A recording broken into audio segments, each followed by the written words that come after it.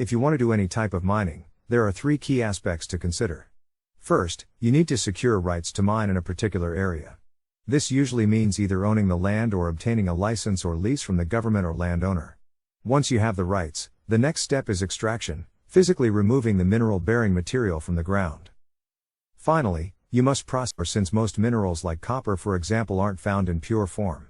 Instead, they occur in ores mixed with other metals and rock which must be separated to produce a usable product.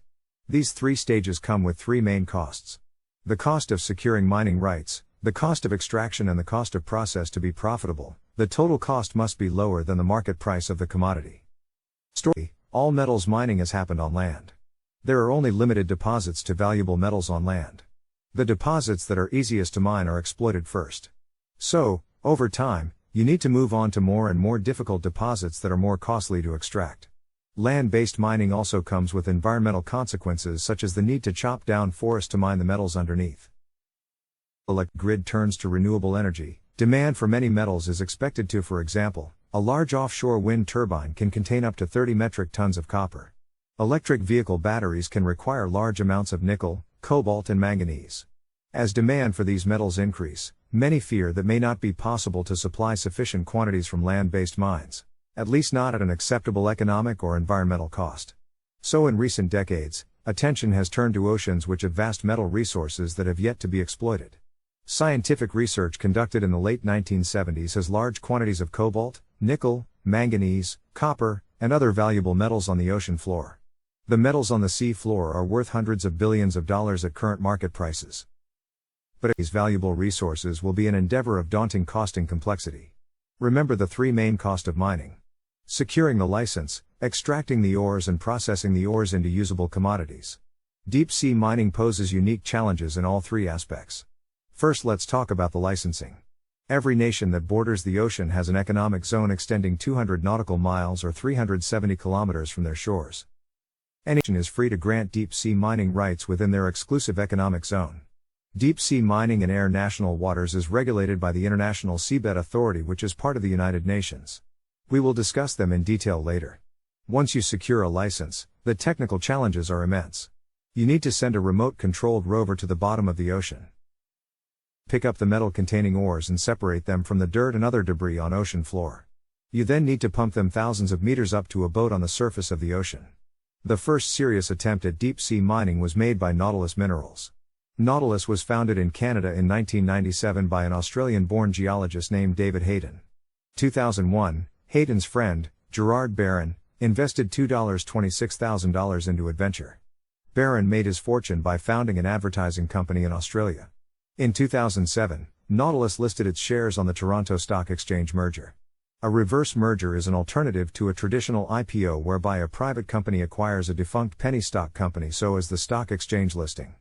By the end of 2007, Nautilus had raised approximately $300 million. At this point, the company had already secured mining permits within the exclusive economic zones of Fiji, Tonga, the Solomon Islands, New Zealand and Papua New Guinea.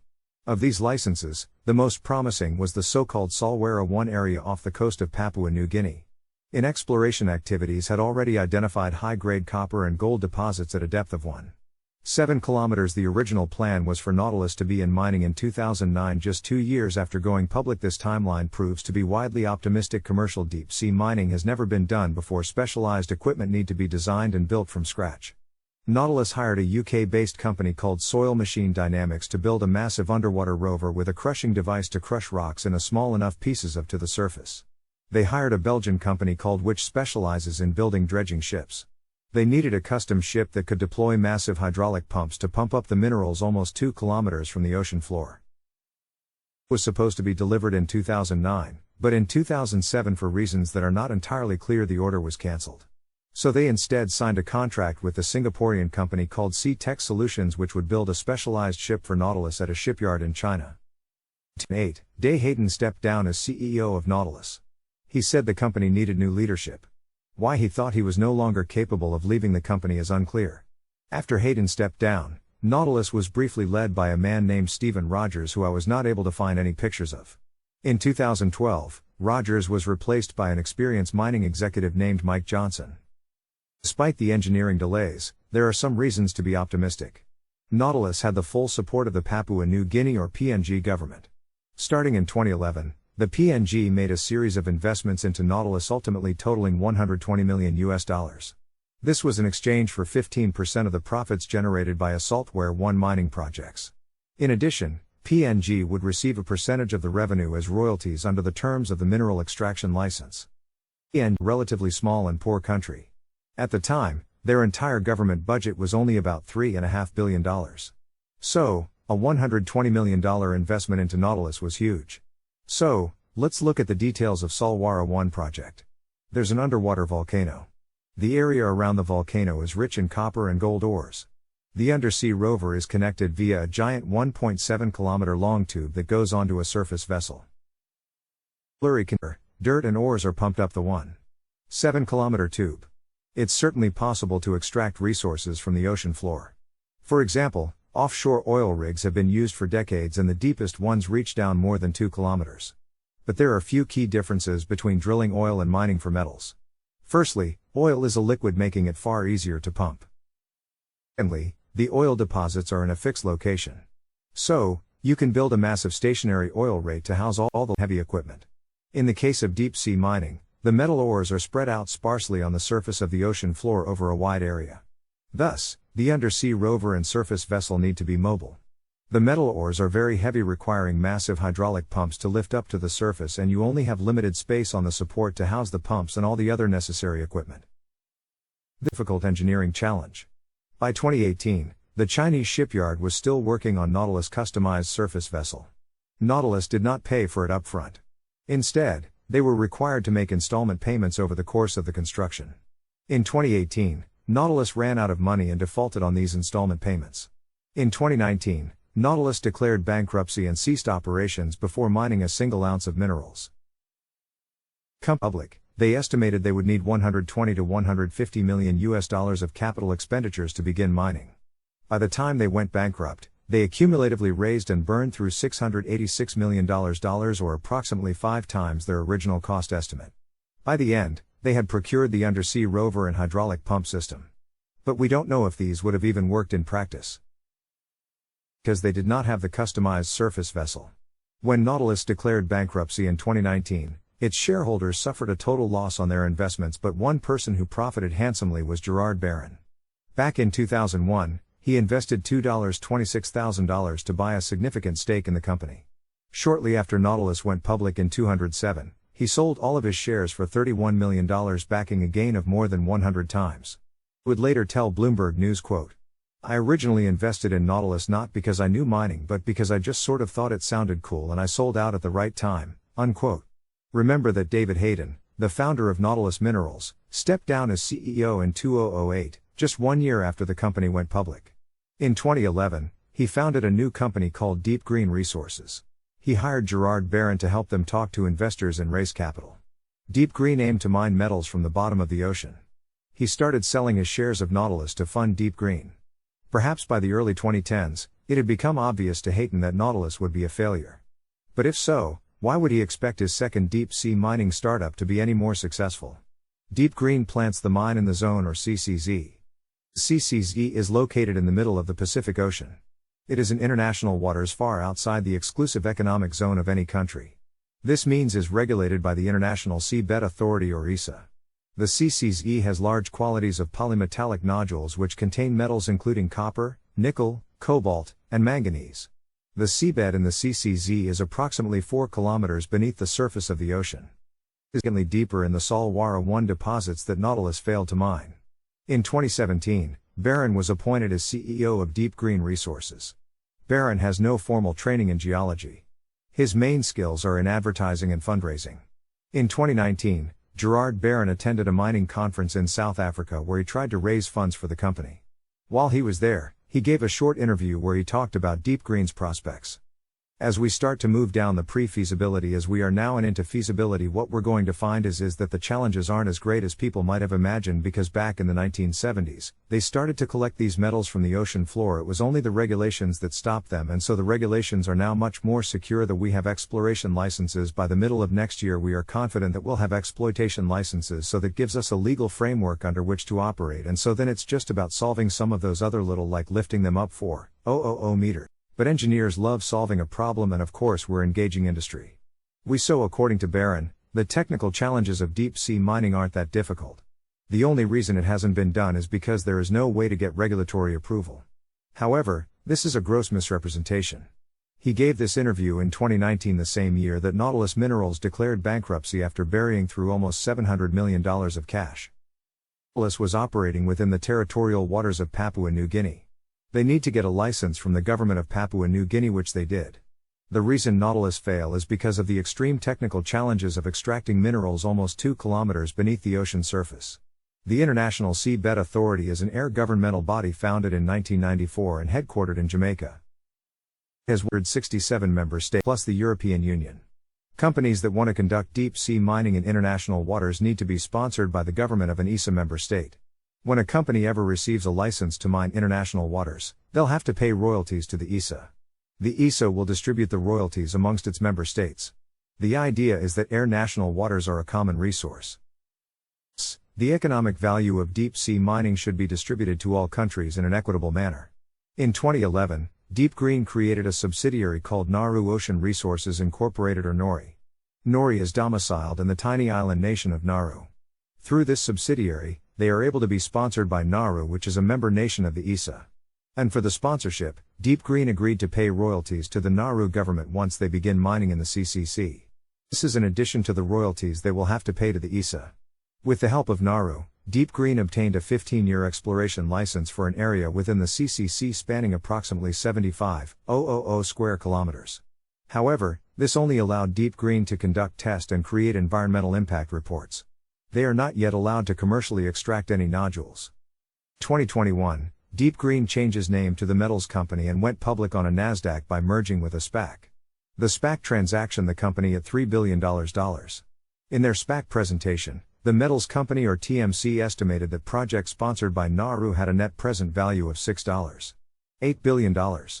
They estimate the deposit has 356 million tons of metals, mostly manganese, copper and nickel. Based on current spot prices, these would be worth $95 billion. On this $95 billion of revenue, TMC expects to generate $57 billion of IBATA. IBATA is earnings before interest, taxes, depreciation and amortization. That represents an EBITDA margin of 60%, which is very high for a mining company. The $57 billion of EBITDA will accrue over many years of mining. Discounting that back to 2021 at a 9% discount rate, you'll hit a net present value of $6.8 billion. But none of this matters until they can actually begin mining. When TMC went public in 2021, they expected the ESA to officially adopt exploitation regulations in 2023, allowing TMC to begin commercial mining in 2024. The approval process has taken longer than expected. Various environmental groups have protested against deep-sea mining. They fear that deep-sea mining will disrupt the habitats of marine animals such as deep-sea occupied. These environmental concerns have resulted in endless debates among the bureaucrats of the ESA. As of the time of recording this video, they have yet to finalize the regulations of commercial exploitation. Thus, TMC has not begun mining. After TMC went public, investors quickly grew skeptical about the company's regulatory approval from the ESA. By the end of 2020, their share price fell to as low as 74 cents. But in recent months the share price has surged and currently sits around $6.50. So what happened? The ESA has 167 member states plus the European Union. Almost all countries in the world are members of the ESA. There is one notable exception, the United States of America.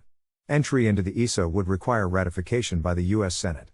Many conservative senators are distrustful of international bureaucracy such as the ESA, which they view as corrupt and liable to be controlled by America's enemies.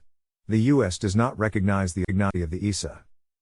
That mean the U.S. could grant licenses for American companies to mine in air national waters on its own?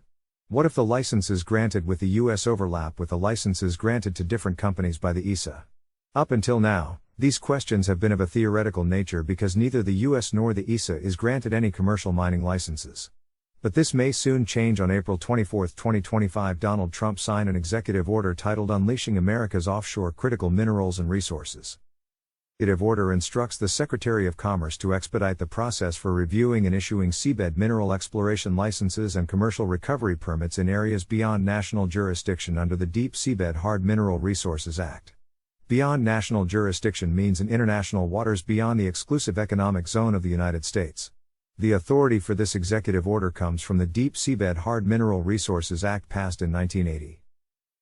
The National Oceanic and Atmospheric Administration or NOAA the authority to grant commercial mining licenses to private companies in international waters. This is done independently of the ESA or any other international body. Of Trump's executive order, TMC submitted an application to NOAA for license and mine nodules in the CCZ. As of the time of recording this video, the application is still under review. The massive increase in TMC stock price indicates that market believe there's a very high likelihood that this application will be improved.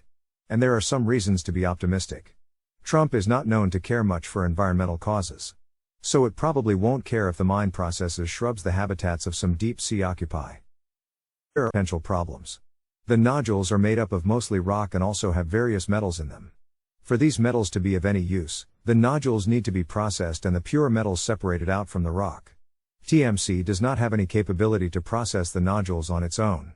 So they contracted with a Japanese company called the Pacific Metals Corporation or PAMCO to do the processing for them.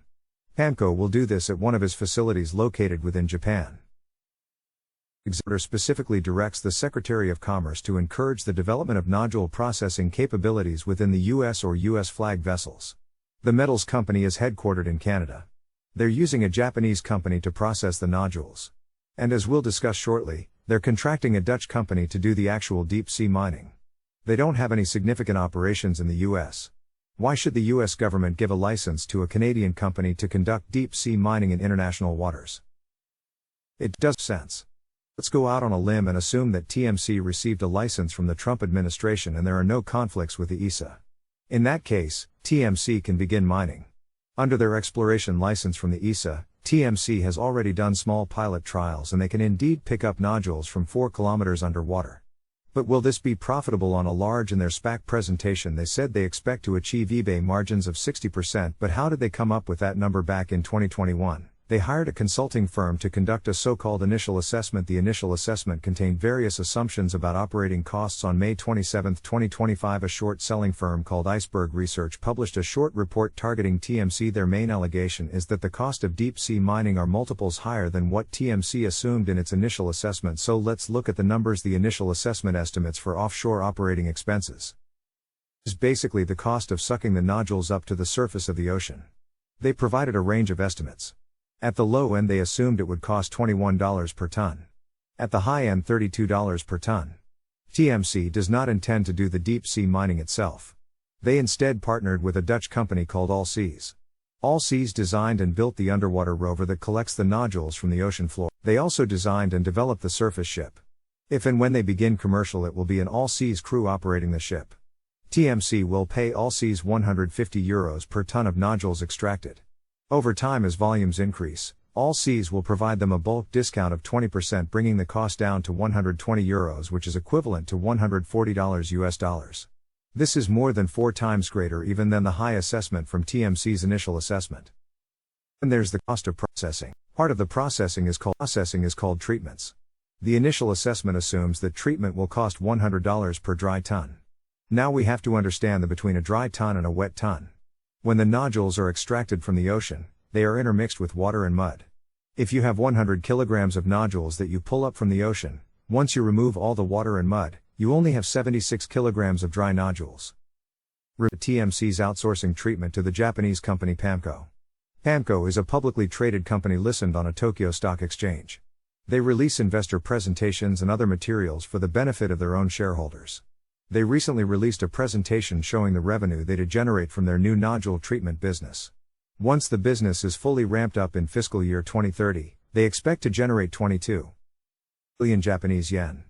The max capacity is 1.3 million wet tons or about 1 million dry tons per year. So they expect to make 22,200 yen per dry ton. At current exchange rates, that's equivalent to $155 US or 55% higher than what TMC assumed in its initial assessments. But all of this begs a more fundamental question. Give that Allseas does the extraction and PAMCO does the processing, what does the metals company actually do? The short answer is very little. TM's 47 employees. A significant proportion of these are senior executives, accountants, lawyers, and PR people. TMC's capacity to do any type of research and development is extremely limited and perhaps non-existent. It's also important to remember that CEO Gerard Barron has zero formal background in geology or engineering. He made his original fortune by founding an advertise company in Australia. His primary skill set is selling the story and raising money from investors. If deep-sea mining ends up being profitable, which is highly doubtful given the high cost, there's nothing to stop all applying for a license itself. Why should they share any of the profits with TMC, which provides zero value on its own? Alright guys, that wraps it up for this video. What do you think about deep-sea mining? Let us know in the comments section below. As always, thank you so much for watching and we'll see you in the next one. Wait Millennial signing out.